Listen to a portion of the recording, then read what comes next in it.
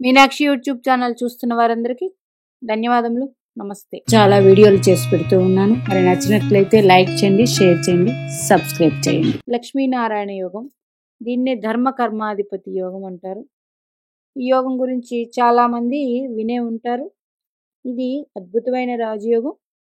చాలా తక్కువ మందికి ఏర్పడుతుంది. ధర్మ కర్మాధిపతి యోగం అంటే భాగ్యభావాన్ని ధర్మక్షేత్రంగా కూడా చూస్తారు. ధర్మక్షేత్రాలు అగ్నితత్వపు రాసులు 1, 5, 9 రాసులు ధర్మక్షేత్రాలు. మరి కర్మక్షేత్రం అంటే దశమక్షేత్రం. ఎవరికైనా మీ లగ్నం నుంచి దశమక్షేత్రం కర్మభావం. దీన్నే రాజ్యభావం అంటారు. మరి 9వ అధిపతి 10వ అధిపతి కలిసి జాతక చక్రంలో స్థితి ఉంటే ఇది అద్భుతమైన రాజయోగం. అయితే 12 భావాల్లో ఉంటే ఇస్తుందా అండి? ఇస్తుంది, కానీ అందులో మళ్ళీ గ్రేడింగ్స్ ఉంటాయి. కాకపోతే కేంద్రాల్లో కానీ కోణాల్లో కానీ స్థితి ఉంటే అద్భుతమైన రాజయోగం ఉంటుంది. మరి ఈ ధర్మకర్మాధిపతి యోగం వల్ల ఏంటి ఫలితాలు అంటే, వీళ్ళు ధర్మబద్ధంగా ఈ భూమి మీదకి వచ్చినందుకు వాళ్ళ పనులు ధర్మబద్ధంగా ఏ కార్యం ఏ పని తీసుకున్న వాళ్ళు అంటే కర్మ అంటే మనం చేసే వృత్తో వ్యాపారమో ఏదో ఒకటి ధర్మబద్ధంగా చేసి కీర్తి ప్రతిష్టలు సంపాదించి ఈ భూమి మీద వాళ్ళు వెళ్ళిపోతారు. అయితే కానీ చిరకాలం కూడా ఉంటుంది వీరి పేరు. ఇది అద్భుతమైన రాజయోగం. ఇలా ధర్మకర్మాధిపతి యోగం ఉన్న వాళ్ళకి పేరు ప్రతిష్టలు ధనము అన్నీ ఉంటాయి. అయితే ఇప్పుడు ఇది ఎవరి జాతకము కాదు, ప్రస్తుతం వచ్చే ఫిబ్రవరి 9వ తారీఖు 10వ తారీఖుల్లో ఇది జన్మించిన వారికి ఏర్పడుతుంది. అందరికీ అండి అంటే అందరికీ కాదు. వృశ్చిక లగ్నం వారికి ఏర్పడుతుంది, ధనుస్సు లగ్నం వారికి ఏర్పడుతుంది. అంటే వృశ్చిక లగ్నం అనుకోండి, వృశ్చిక లగ్నానికి 9వ అధిపతి 10వ అధిపతి ఎవరికి? వృశ్చిక లగ్నానికి 9వ అధిపతి 10వ అధిపతి కలిసి తృతీయ స్థానంలో స్థితి పొందారు. ఎక్కడ? మకర రాశిలో. మరి కుజుడికి ఇది ఉచ్చక్షేత్రం మకర రాశి. అట్లాగే అంటే వీరికి చాలా ధైర్య సాహసాలు అన్నీ చాలా ఎక్కువే ఉంటాయి వీరికి ఇప్పుడు. అలాగే మరి తృతీయం పాపక్షేత్రంగా ఇది చేశారు కదండి. మరి ఈ ధర్మకర్మాధిపతి యోగం వల్ల అది నలిఫై అయిపోతుంది. అది కూడా రవి చంద్రులు కలిసి ఉన్నారు. అయితే కొంచెం దూరంగా డిగ్రీస్లో ఉన్నారు, పర్వాలేదు.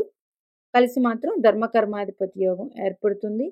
వీళ్ళు సమాజంలో ఇప్పుడు ఇలాగా ఇది తృతీయం అంటే మనకి అన్నదమ్ములు అక్క చెల్లెళ్ళు, తర్వాత మన కమ్యూనికేషను, అట్లాగే మనం చేసే చిన్న చిన్న వ్యాపారాలు చిన్న చిన్న యాత్రలు ఇవన్నీ వస్తాయి. కాబట్టి ఇవన్నిటికి సంబంధించి వీరు పనులు చేస్తారు. అద్భుతమైన పేరు ప్రతిష్టలు తెచ్చుకుంటారు ఈ యోగం వల్ల. మరి ఈ తృతీయ స్థానాధిపతి శని భగవానుడు ఇప్పుడు చతుర్థంలో ఉన్నారు. స్వక్షేత్ర గతి పొంది ఉన్నారు. స్వక్షేత్ర గతి పొంది ఉన్నారు. ఏది? వృశ్చిక లగ్నం. చతుర్థానికి కారకుడితో కలిసి చంద్రుడితో కలిసి కూడా ఈ యోగం ఏర్పడుతుంది. ఇన్ని ఉదాహరణలు అన్నీ మనం తీసుకుని చెప్పుకుంటూ పోవచ్చు. ఈ యోగం రాబోయే 9వ తారీఖు 10వ తారీఖు ఈ 2 రోజుల్లో ఉంటుంది ఈ ధర్మకర్మాధిపతి యోగం. మరి ఇంకొక లగ్నం ఉంది, ధనస్సు లగ్నం. ధనస్సు లగ్నానికి దశమాధిపతి బుధుడు, ధనస్సు లగ్నానికి భాగ్యాధిపతి రవి అయ్యారు. మరి రవి బుధులు కలిస్తే ఏంటండి? బుధాదిత్య యోగం. అయితే ఏ రాజయోగాలన్నా చెప్పుకుంటూ పోతే చెప్పుకుంటూ వెళ్ళిపోతూ ఉంటే చాలా ఉంటాయి. ఇందులో ఎంతవరకు 20%, 30%, 50, 60, 70 ఇట్లా తీసుకోవాలి. ఇక్కడ ద్వితీయ స్థానం అయింది. లగ్నం నుంచి ద్వితీయ స్థానంలో ఏర్పడింది కుటుంబ స్థానం. కుటుంబం అన్నప్పుడు గురుడు కారకుడు. దీనికి గురుడు కారకుడు అవుతారు. అయితే ఈ కుటుంబ స్థానంలో ఉండడం వల్ల వీరు కుటుంబానికి చాలా ప్రియులుగా ఉంటారు. కుటుంబం కూడా వీరితో బాగుంటుంది. అట్లాగే ధనం బావుంటుంది. అట్లాగే కష్టపడి బాగా పైకి వస్తారు. కుటుంబం కోసం చాలా చేస్తారు. వీరి మాట అయితేనేమి, ఏమైతేనేమి అన్ని విధాలా ఉంటుంది. మరి కుటుంబంలో వీరు ఏది చెప్పినా వింటారు. ఇట్లాగే ఏర్పడుతుంది. ఈ ధర్మకర్మాధిపతి యోగాల్లో కూడా ఏ భావంలో ఏర్పడింది అన్నది విశ్లేషించుకుంటూ అన్ని భావాలకి వెళ్ళొచ్చు. అయితే రాబోయే 9వ తారీఖు ఫిబ్రవరి నెల 2024లో ఈ 2 లగ్నాలకి ఈ రోజుల్లో ఏర్పడిపోతుంది ఈ ధర్మకర్మాధిపతి యోగం. మరి చూడండి, శని భగవానుడు ఇక్కడ ఉన్నారు, రాహు ఇక్కడ ఉన్నారు, గురుడు మేషరాశిలో ఉన్నారు. మేషరాశిలో ధనుసు లగ్నానికి 1, 2, 3, 4 పంచమాధిపతి కుజుడు వచ్చి ద్వితీయ స్థానంలో ఉన్నారు. లగ్నాధిపతి వచ్చి పంచమంలో స్థితి పొందారు. Very good. మరి భాగ్యాధిపతి దశమాధిపతి ఉన్నారు ఇక్కడ. ఇన్ని రాజయోగాలు వస్తాయి. ఈ లక్ష్మీనారాయణ యోగం అంటే అద్భుతమైన రాజయోగం, ధర్మకర్మాధిపతి యోగం. అన్ని లగ్నాలకి చెప్పుకుంటూ వెళ్ళిపోతే మేష లగ్నానికి, మీది మేష లగ్నం అనుకోండి, గురుడు శని కలిసి ఉన్నారా, అది ఏ భావం అయ్యింది? కేంద్ర కోణాలు అయితే 100%. అలాగే వృషభ లగ్నానికి ఇది ప్రత్యేకం. మరి ఎందుకు? ఒక్క వృషభ లగ్నానికి ఈ ధర్మకర్మాధిపతి, తులా లగ్నానికి చతుర్థ పంచమాధిపతి శని భగవానుడైతే అదే శుక్రుడు రాశి అయిన వృషభ లగ్నానికి భాగ్య దశమాధిపతి అయ్యాడు శని భగవానుడు. అంటే ఈ శని భగవానుడు ప్రత్యేకం, 100% ప్రత్యేకమైన వారు. వీరికి డైరెక్ట్గా ధర్మకర్మాధిపతి యోగం. మరి వృషభ లగ్నానికి ఎక్కడ ఉంటే బాగుంటుందండి? భాగ్యంలో ఉన్న, దశమంలో ఉన్న బాగానే ఉంటుంది. మరి వృషభ లగ్నానికి 1, 2, 3, 4, 5 బుధుడు క్షేత్రం పంచమంలోనే ఉన్న బాగుంటుంది. 9 వృషభ లగ్నానికి 9, 10 బాగుంటుంది. ఈ ధర్మకర్మాధిపతి యోగం శని భగవానుడు కాబట్టి డైరెక్ట్గా రెండిటికి ఆయన ఆధిపత్యం ఉంది. 100% బాగుంటుంది. మరి మిథున లగ్నానికి శని గురులు వచ్చారు. మిథున లగ్నానికి శని గురులు వచ్చి 1, 2, 3, 4, 5 పంచమంలో ఉండి గురుడు.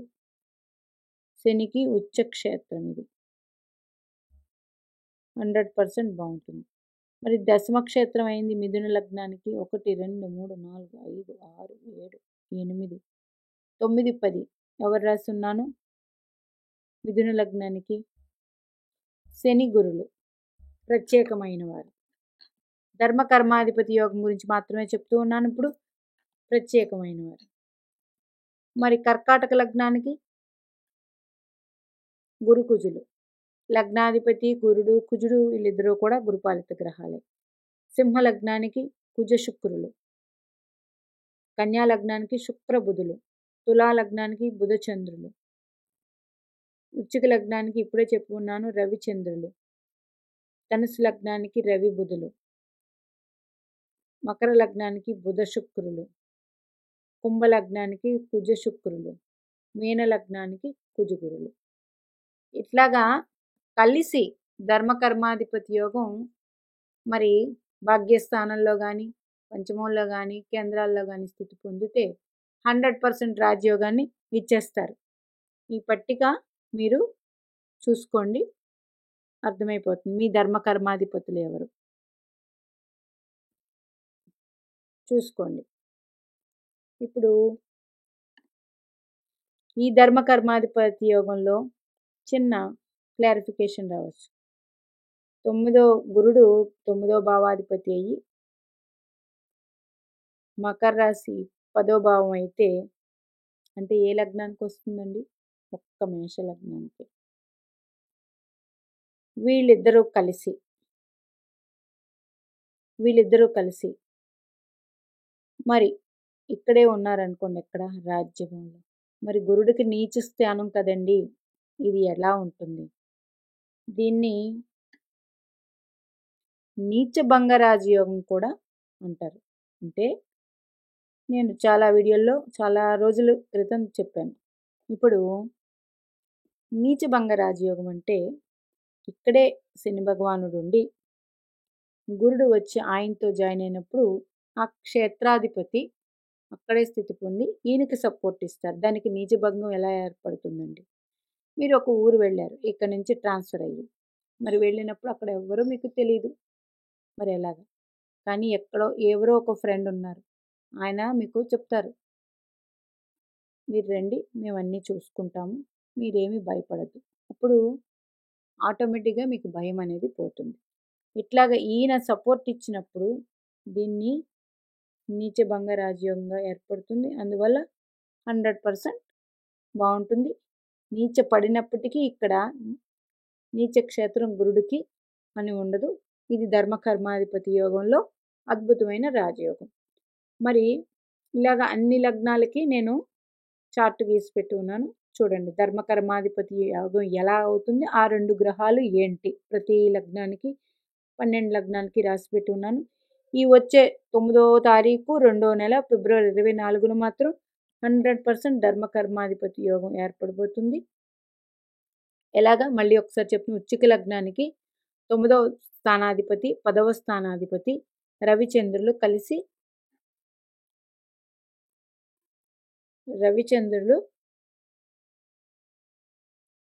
కలిసి ఉండబోతున్నారు. మరి రవిచంద్రులు కలిసి ఉంటే అమావాస్య అంటారు కదండి.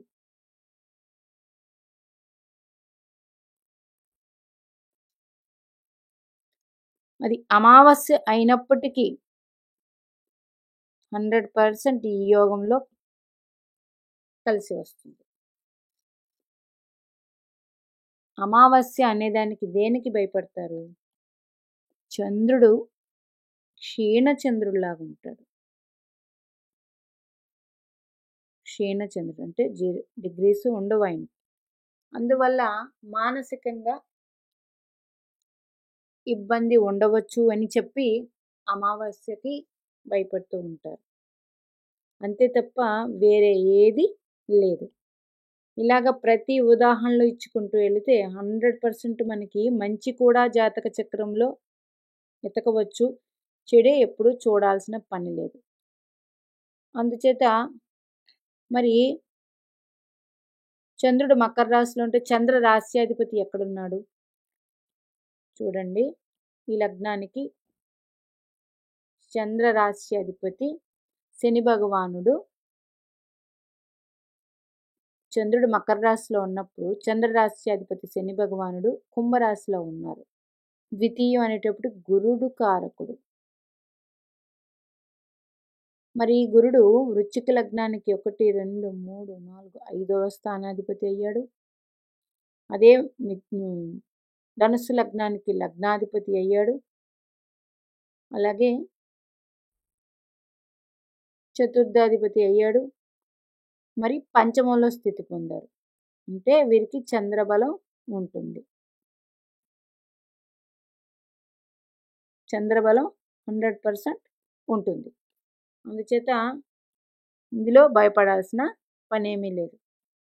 అంటే ఇలా ఒక్కొక్క డౌట్స్ వస్తుంటాయి కాబట్టి నేనే ముందుగానే చెప్పేస్తూ ఉన్నాను.